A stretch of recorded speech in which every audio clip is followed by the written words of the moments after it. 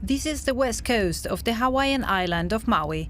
After the wildfires of August 2023, 5,000 people are still displaced, unable to return to an area that is contaminated and with little hope of finding a new place to live.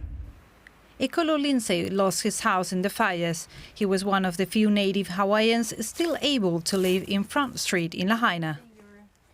This has been our family home for many generations. This house was built in '58. A house that disappeared on August the 8th, along with more than 2,000 other homes in Lahaina and Kula, in the most devastating wildfires in the U.S. in a century. Like so many native Hawaiians, Ekolo is deeply attached to his roots and doesn't want to leave the west coast, but he can't rebuild yet. The water is still contaminated, and molten metal, fiberglass and debris make the air toxic. Data from the Hawaii State Department of Health show elevated levels of carcinogenic toxins like arsenic or lead in the ashes collected in Lahaina. When will the area be safe again? What will be the criteria to deem air and water safe? Will there be any long-term risks for residents?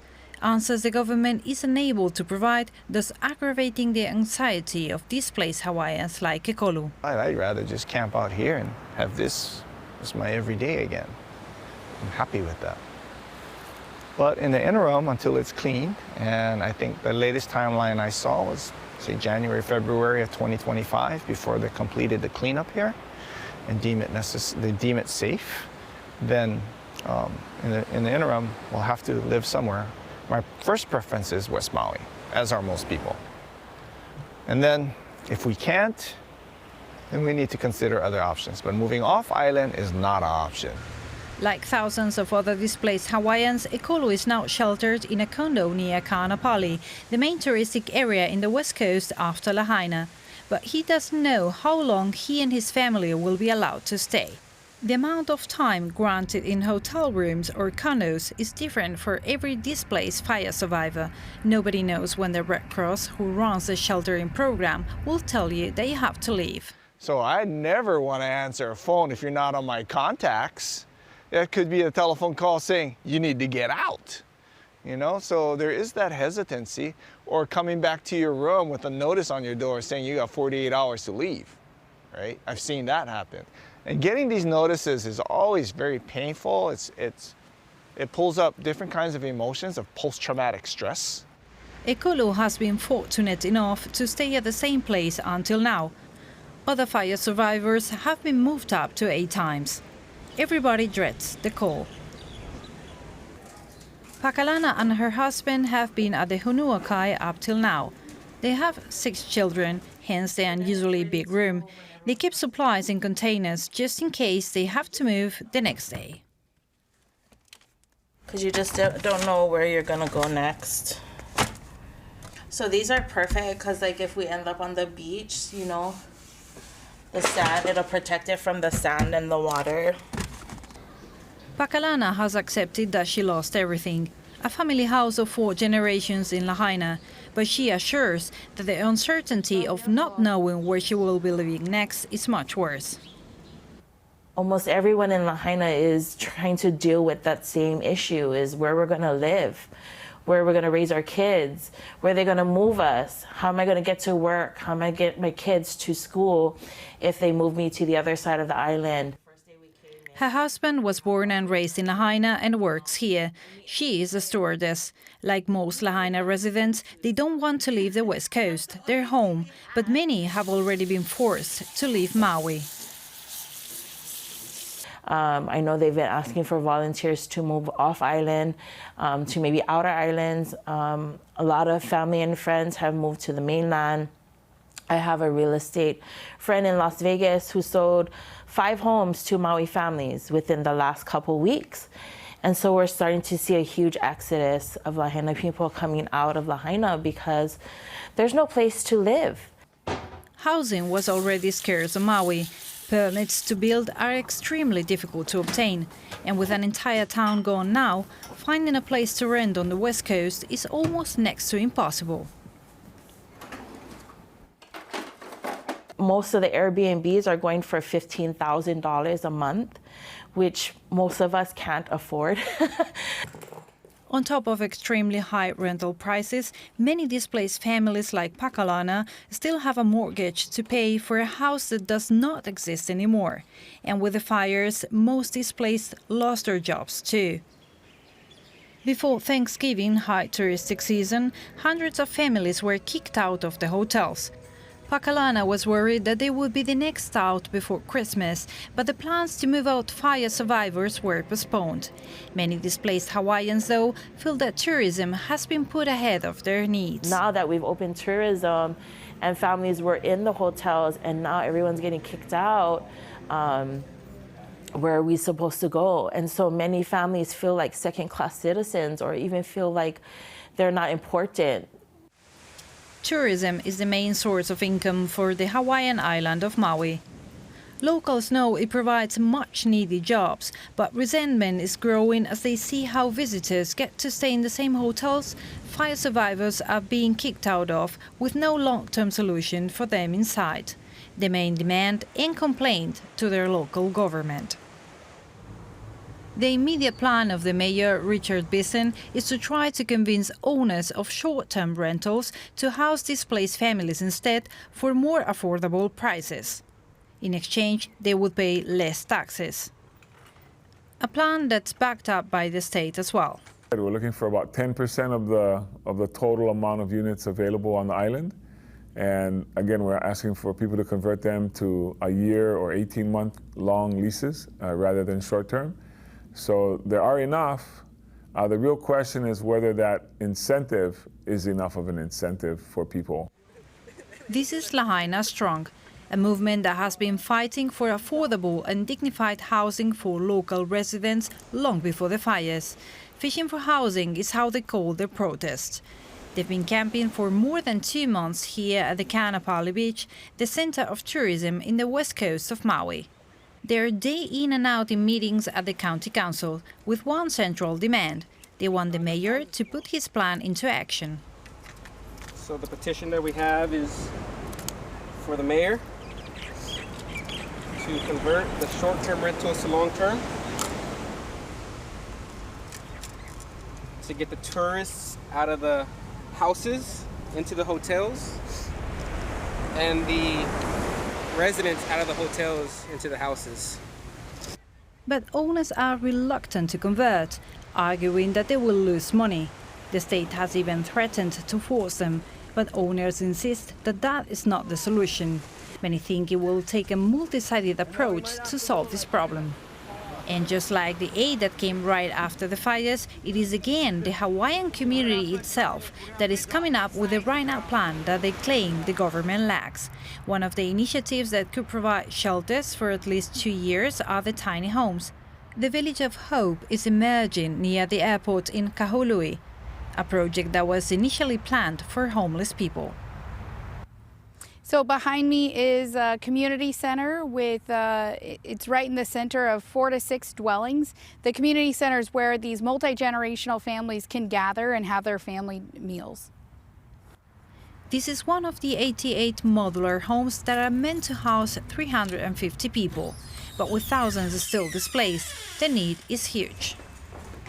This is really important for families because families are already starting to receive notices to leave the hotels, and currently there are people sleeping in their cars. This will be a double unit. The organization has more land across the island, but they need funding. The tiny homes are being financed through local community organizations and help from abroad. Right across the street, dome-shaped dwellings. Another project sponsored by the King's Cathedral Church. Alfie Basurto doesn't want to wait for a government that is moving slowly. He and his wife lost his home on Front Street, but still have a piece of land north from Lahaina on which they're starting to set up tiny homes for other displaced. It doesn't seem like much, but 100 people, you just provided a lot of relief, a lot of peace of mind. Instead, Mayor Bison wants fire survivors to move out of the hotels and stay with host families or help them with direct rental assistance or direct lease, provided they can find a place. But building temporary homes will be a last resort if everything else fails. Which is silly to me. Like, we have a really big problem to solve, and that problem needs to be solved from a bunch of different angles. But we don't know what solution is actually going to be worthwhile to pursue if we don't try any. I mean, right now we're not trying anything. Alfie and his wife have been able to find a place to rent, but for almost double the price they paid before on the ocean front. Now, before the fire, we had a 4-bedroom house. We paid $4,500 a month. It was right across the street from the ocean. It was beautiful, it was huge, it was nice, beautiful, huge yard. And now we have a 4-bedroom in Kaanapali, which is only like 3 miles away. We pay $9,300 a month. He says the stress of having to figure out $9,000 rent a month does not compare to the stress of being homeless, a stress that has taken a toll on the mental health of many fire survivors. Though official data does not show an increase in the number of suicides compared to previous years on Maui, there have been reported suicides from fire survivors after the disaster, an issue Alfie feels is not getting enough attention. I'm just reminded about this young man who attempted suicide last week, jumped off a cliff. He was here, on Maui. His family lost his home. So, was it because of the home? I don't know, but I can tell you one thing, losing your home doesn't help. Alfie Basurto feels that the government has failed their people, failed to help and to prevent so many losses in a catastrophe that was predictable. In 2018, another devastating fire was about to burn Lahaina. The authorities at the time failed to take measures to prevent this from happening again. A report from Maui County from 2021 shows a dramatic increase in wildfires on Maui since 2019. Some of them damage critical infrastructure. The report states the need for immediate preventive measures like fire breaks around power lines. Not much has been done since. The authorities didn't set up escape routes for evacuation, and the protocols in case of fires are still under review. There are investigations in place to determine if the government of Richard Bison failed to properly manage the crisis. Many Lahaina residents didn't know what was going on until their house was on fire. At that point when I realized I could start feeling the fire, like I could feel the heat on my body at my home, I was like, it's just too close. Like, we need to get out of here. No, there's no evacuation. There was no sirens. There's no firefighters. There was no police. None of that. There was no one saying get out. None of that, which is a shame. I used to be a cop in California for years. We did wildfire evacuations. We went house to house, street to street. Hey man, a fire's coming, you need to go. No, I want to save my house. Sorry, you got to go.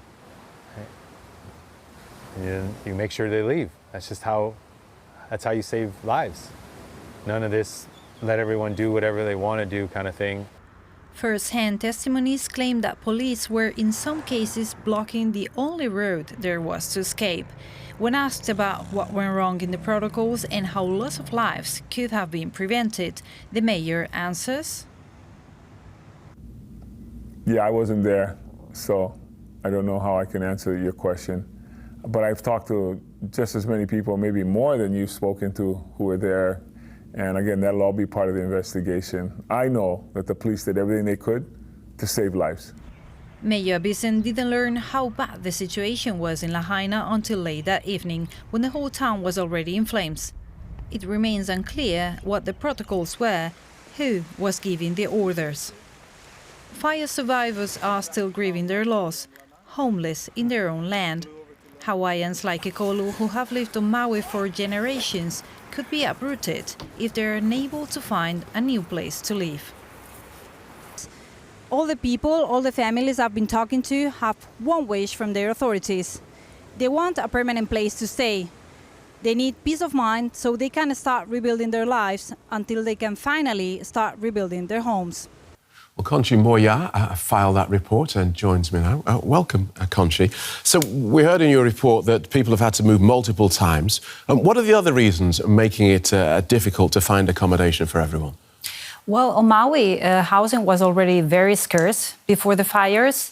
And now, after Lahaina was burned down, 12,000 people live there, so more than 2,200 structures were gone. So it's even more difficult to find something. And prices have doubled or tripled. People that I've been talking to who paid before maybe $4,500 a month for a house are paying now $9,300 for a house, and or more. Even Airbnbs, $15,000 a month. That's something that people cannot afford, because we have to remember people also lost their jobs with the fires, so they have no source of income, and they cannot afford to pay such prices.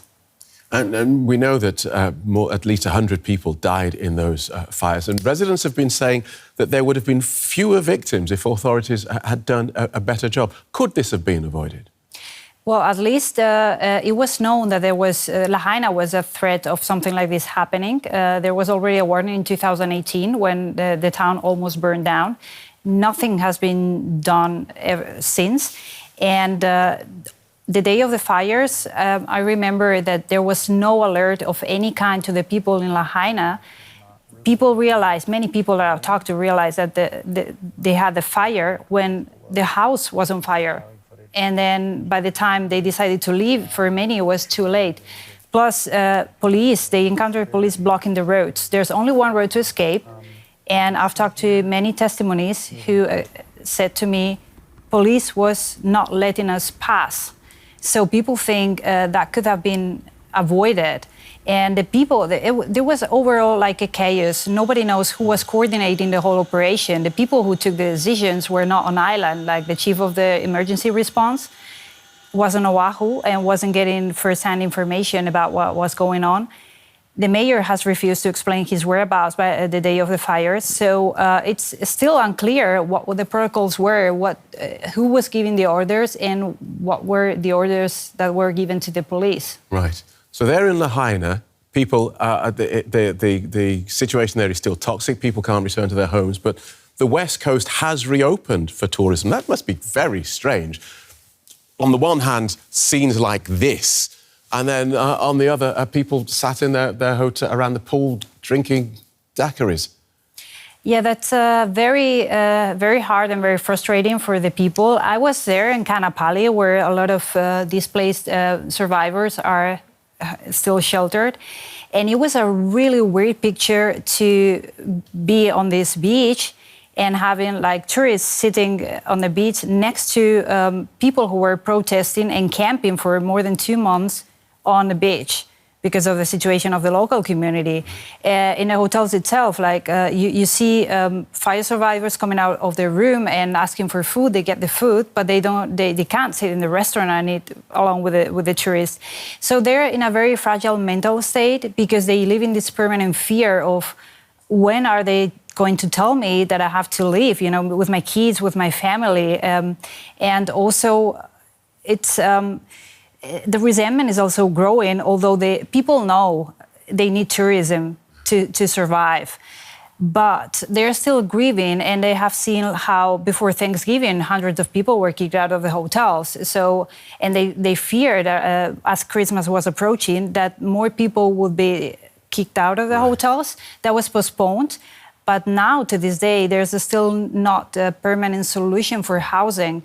And even though the government is trying to make owners of short-term rentals convert, that's not really happening. Okay. Yeah. Thanks for talking us through that, Conxi Molla. Thank you.